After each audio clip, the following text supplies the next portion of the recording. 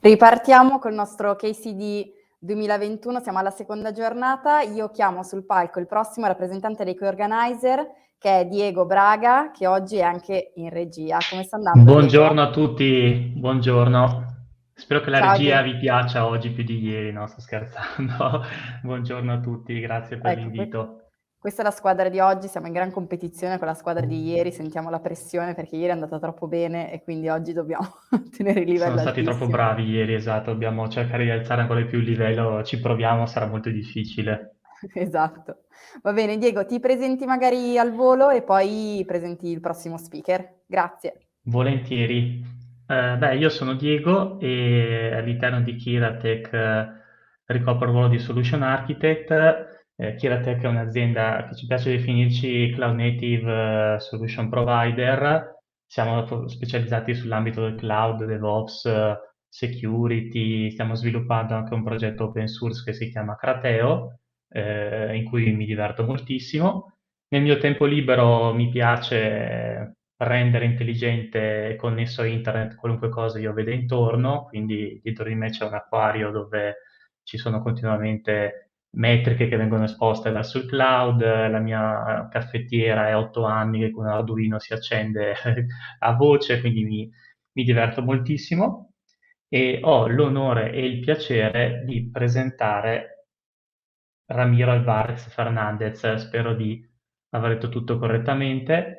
I will switch now to English so I can introduce Ramiro.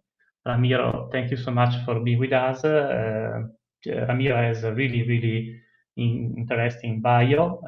He is a senior DevOps engineer currently working as a tech lead of the platform engineering team at empathy.co.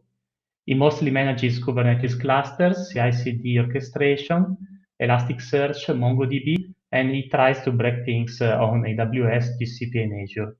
He's a big fan of Anton Babenko, and if he's not online, you can find him on PagerDuty. So, Ramiro, thank you for being with us. Hi. Buongiorno a tutti. Well, okay, so you are you learn perfectly how to say buongiorno. Okay, thank you for being here with us. Your speech is really great, so I will let you to take the stage and enjoy. Okay, thank you. I hope you are enjoy this event. Thanks for coming and thank you the organization to make it happen. Kubernetes is a very great place to run all your workloads, but once you start running Kubernetes application in production, some questions come to your mind. For instance, do we have any kind of backup of the cluster? Can we recover from oh shit moment? Can we copy the cluster resources to other cluster? Well, the goal of this talk is to give you some insight to answer these kinds of questions. We are going to see how Velero, an open source tool, can help us to safely backup, restore, and migrate Kubernetes clusters and persistent volumes. Okay. The today agenda, we'll be talking about Velero use cases. We are going to see the components of Velero, how backup, restore the data, check a genetic workflow, and the interesting part, the showtime, the demo. We are going to see a live demo to proceed with how to proceed with a disaster recovery and a data migration. We'll see if we can do it successfully or we are going to fail. And at the end, some brief conclusions. Okay, the main use cases for Velero are the disaster recovery. Velero can reduce time to recovery in case of a failure in your cluster. The data integrity or data protection. Velero allows schedule backups to protect our dearest Kubernetes workloads and data, and protect from data loss, data corruption, some human error, accomplish with compliant requirements, these kinds of things. And the last use case is the data migration. We can, Velero allows portability because allow us to migrate the data cross cloud provider, for instance, for AWS, from AWS to GCP, and allow us to reiterate or a production cluster with a production data cluster to other lower environments. And it allows us some consistency because Velero use a declarative way to define all the operability using a GitOps approach. The Velero components mainly are a couple. You need a Velero command line that is going to be deployed on your local host, on your machine, and a Velero server controller that is going to be deployed on the Kubernetes cluster and is going to deploy a controller that operates a number of CRDs that are created by Velero, and you can interact with the Velero command line and the Velero server controller. Besides, if you need cross cloud provider, cross interaction between AWS, GCP, between clouds, you need an agnostic file system level. Therefore, this is where RESTIC enter in action. You need to deploy RESTIC daemon set in your Kubernetes cluster to have this agnosticism layer from a file system level. What Velero can do with the data? Okay, Velero interact directly with the Kubernetes API discovery. Therefore, that you don't need to talk directly to etcd. Therefore, you can be happy enough on those cloud provider managed cluster as EKS or GKI, where you can't access directly to etcd. You can have fine access to the resources, like fine access to the resources, filter by namespace, filter by resource, by labels, or whatever. Besides, the backups are located in cloud object storage. And the persistent volumes, that is, Velero use the cloud provider snapshot APIs to do the backups. And if you need what I mentioned before about this doing cross provider backups, you need an agnostic file system level like RESTIC. Some key features of Velero are the flexibility. As I commented before, you can schedule backups and you can have fine access granularity, filtering by namespace, by resource, by the labels on your pods, whatever, and extensibility. Like Velero has multiple plugins from the community to make it work. We have plugin with AWS and interact with S3 and the snapshot API for AWS or GCP. You can use hooks to do something before or after a scheduled backup, for instance. Okay, this is like the more theoretical diagram about Velero. Okay, Velero, we can split their task in a couple, a backup and a restore. When we would like to do a backup, we are going to hit from our Velero command line, Velero create backup, and this is going to interact with the Kubernetes API to list all the resources that we would like to back up, and the Velero server controller is going to take care of that resources that we would like to back up and push the data to object cloud storage. For the restore, once it's completed, the normal use case of a backup is, okay, maybe we don't need to restore every day, but when in a case of data loss or disaster or whatever, you need to do a restore. The same way than before. We are going to hit Velero, type in our Velero command line, okay, Velero restore, create restore.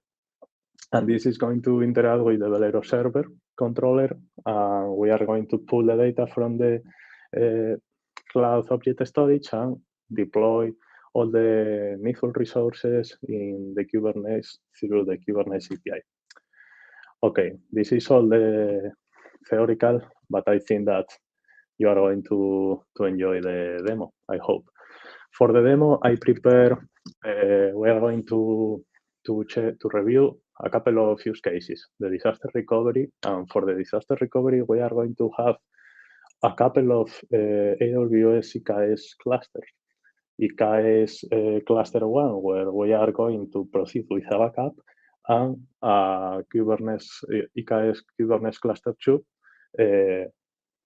when we are going to simulate a restore. For the other demo, we are going to do a data migration from cluster 2 in AWS to a GKE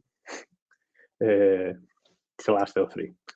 And we are going to check how Restic can help us, and we'll see if it works or not. Let me share my command line and we'll see. Okay, all this information you can access in this GitHub. I can share it later. And there are a couple of requirements. Of course, we need a cluster to do all this. We need a backup location that is going to be a S3 bucket, permissions to get access to that. And we need Velero in our cluster and some workloads. Velero, for instance, if you go to check the Helm chart, we are going to deploy with the AWS plugin. We have the default backup location to a S3 bucket. And we are passing the credentials to make it work. Okay, I already deployed the first cluster. Well, I already deployed all the clusters, but okay, Velero, and you check that we have Velero there. For this demo, I deploy Ghost. Ghost is like WordPress, but much better. Ghost has a user interface and a database. It has a couple of persistent volumes with the GP2 storage class. Okay. For instance, we can do a port forward to check the. Okay, this is Ghost, but I would like to create a new post. For instance, here is Italy. Hi from cluster 1. I'm going to search, for instance, for an image from Milan. And we are going to publish. Okay, once we publish, okay, our image is there. Therefore, we are going to proceed with a backup.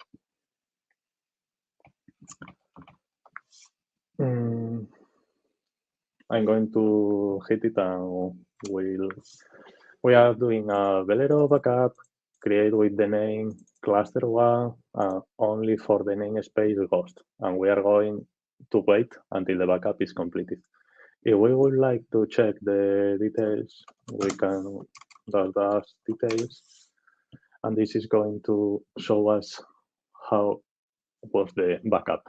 Okay, the backup has been completed, no errors, the namespace was included, a TTL of 1 month, it spends like 2 seconds. And as you see, there are a lot of things in the Kubernetes API that we back up. The config map, the secrets, the service account, the persistent volume itself. You can check persistent volume, the snapshot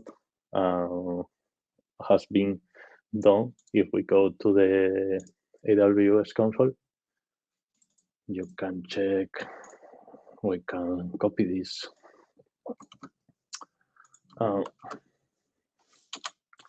You check that, that's it. And for the S3 bucket, you will go to Kubernetes backups, and that's it. Okay. Therefore, we did our backup. We are going to change for the other Kubernetes cluster where I have the, we'll see what I have. I have only the Velero. You check. We can proceed with a restore. Restore, create. Well, if we do get backups, we'll check that there is a cluster 1 backup. And we can proceed, but from backup cluster 1, and we are going to include the namespace ghost. We can check the details from the backup, from the restore. And we are going to, okay, the restore was completed, but some config map was not restored because already exists. Well, we'll see if this restores something. Okay, the namespace ghost is there. We can check, okay, the pods are starting. We can go to check the PVC. Okay, is there? GP2. Okay. We can wait until this is up and running. The database is up and running. We'll see.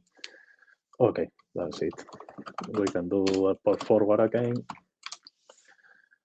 I hope if we refresh, okay, the image from cluster 1 is there. Okay, therefore we complete this scenario where we did a backup from cluster 1 and we did a restore from cluster 2. That's nice, but we would like, now we are going to do a backup from this cluster 2 and restore from cluster 3. Okay, we can add a new image, instance ghost, a new post. KCD Italy, new post, hi from cluster 2. As I love the bikes, I'm going to do the Mickey, one of the best mountains in the world. And we are going to publish it. Okay, and we are going to check if, okay, cluster 1, cluster 2, that's it. As I said before, we are going to proceed with a data migration between AWS to GCP. Therefore, the snapshot API from AWS can't communicate, can't interact, or they don't know how to interact with the GCP snapshot API. Therefore, we need a REST component and agnosticism level to file system level to do it. We can do, I can show you later. we are going to do the upgrade of the Velero with these kinds of things. This is from the official Velero Helm chart. We are going to deploy Restic, where the backup storage location is still the same. We are going to set default volumes to Restic, because otherwise we need to annotate the data volumes. This is a little bit tedious. In this case, it's only 2 PVCs, but if we have a full cluster, it's tedious. I did this trick to change the storage class in flight, because, for instance, in AWS, we have the storage class standard. If we have the storage class GP2, but in GCP, maybe GP2, it doesn't exist. It exists standard or PD standard or whatever. The other way to do it is to proceed with well, we could create the storage class and check it. But I think that it's better to do it on the. But I think that we can check. It's better to do it in the in flight. Okay. Therefore, let me increase the font, because I'm not really sure if you can check it.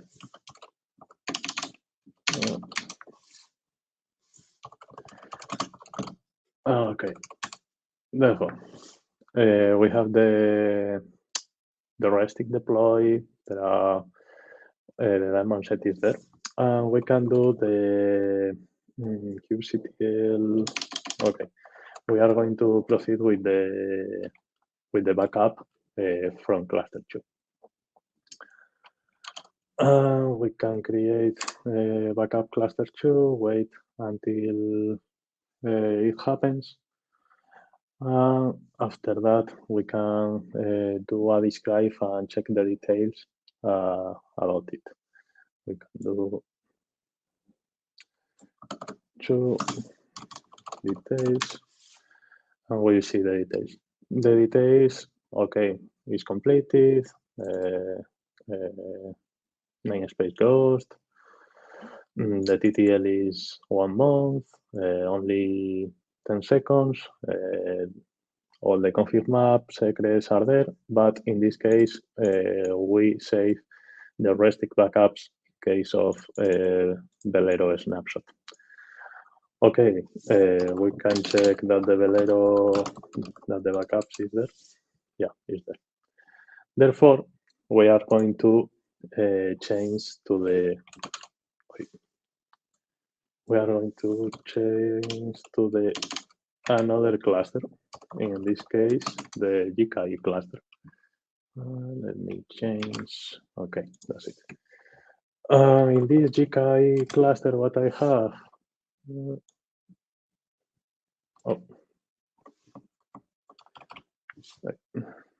Okay, I have the Velero. And we can check that I deploy Velero with Restic. And we can do a Velero get backups. Okay, cluster 1, cluster 2 are there. And we can do a restore from backup cluster 2 in this case. And we'll see. The backup cluster 2 is the one that we did in AWS EKS cluster 2 with Restic enabled. This is going to spend some little time to do it.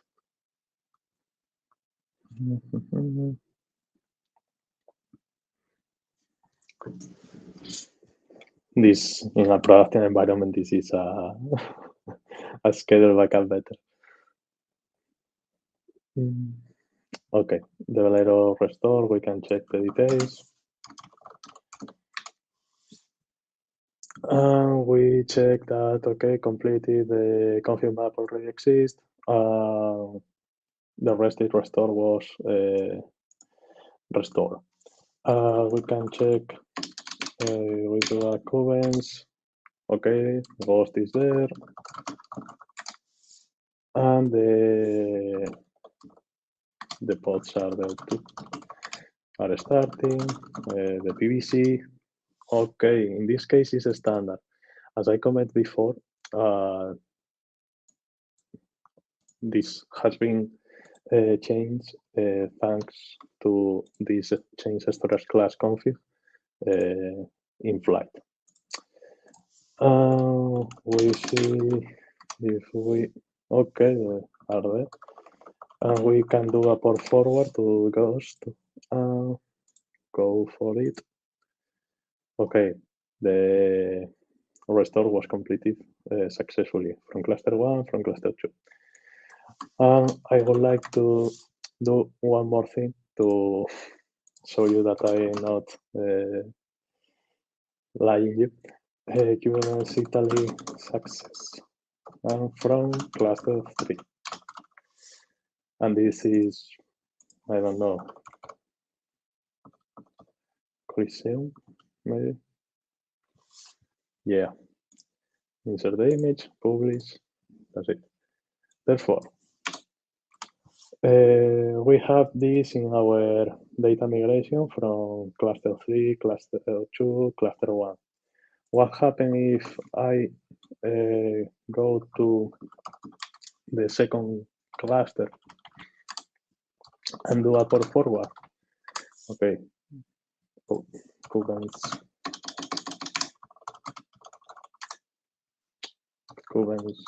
Ghost.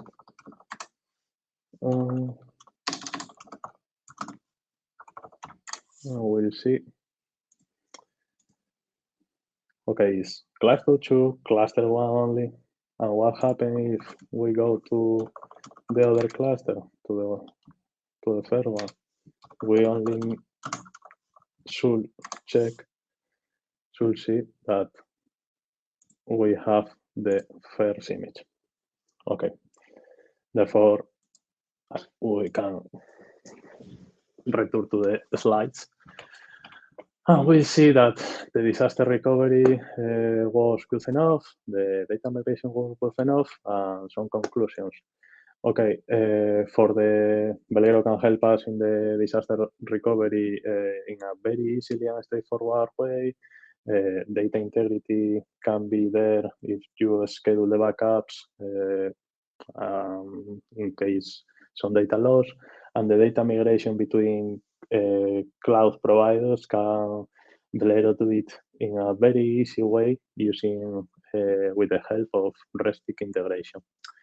That's all, guys. Thank you very much. You can check all the info in the GitHub or in my website.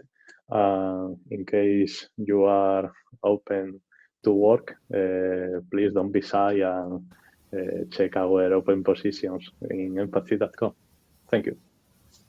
Thank you very much, Ramiro. Thank you for your speech. We have a few questions for you. So I'll make the first one. Have you experimented these kind of strategies on some production environment? Any bad experience with stateful sets on Kubernetes? This is a very good question. Unfortunately, we only experience this kind of disaster recovery in a lower environment, not in a production one, but it was a staging one, and well, we did it with Velero, and it was like, oh, this is awesome, this is magic. Very easy, straightforward, very recommended. Any bad experience with a stateful set? Well, a lot of, because sometimes we have some data corruption, and you lost one PVC because whatever. I think that Velero can help us to be completely sure to have this kind of network of this kind of security to, okay, it's not a mess. We can restore a previous backup, and that's it. Okay. Second one, what advice could you give us to deploy stateful sets on Kubernetes based on your talk? I think that the very good advice is to deploy a node pool, a dedicated node pool for your stateful set, because it's completely different workflow than the stateless workloads. And you are going to be very sure that your stateful set are only located in some nodes. If you could, you could create an namespace too. Therefore, this is going to be more organizative way for you, and you can check it from a first sight. Okay, there is a new question from Pietro Piutti. I hope to pronounce it correctly. Are there any GUIs for Velero? Sorry, I had to ask. Sorry? GUI for Velero. I didn't try it. I like the command line, and I didn't try it. Okay, Pietro said, sorry, had to ask. Don't worry. But probably someone do it. Okay. I just did the last one. The last question, have you tried the disaster recovery or the data migration in a customer-facing environment? Yes, the disaster from staging that I commented before was a little bit customer-facing. Well, it was a OSIT moment, no, but it was recovering 1 hour, more or less. Okay, the last question, and then we finished. Do you mind telling me if this could work for Elasticsearch, Mongo, or other stateful set deployed in Kubernetes? Yeah, it works for all of that in Kubernetes. Or it works. We deploy Elasticsearch inside Kubernetes.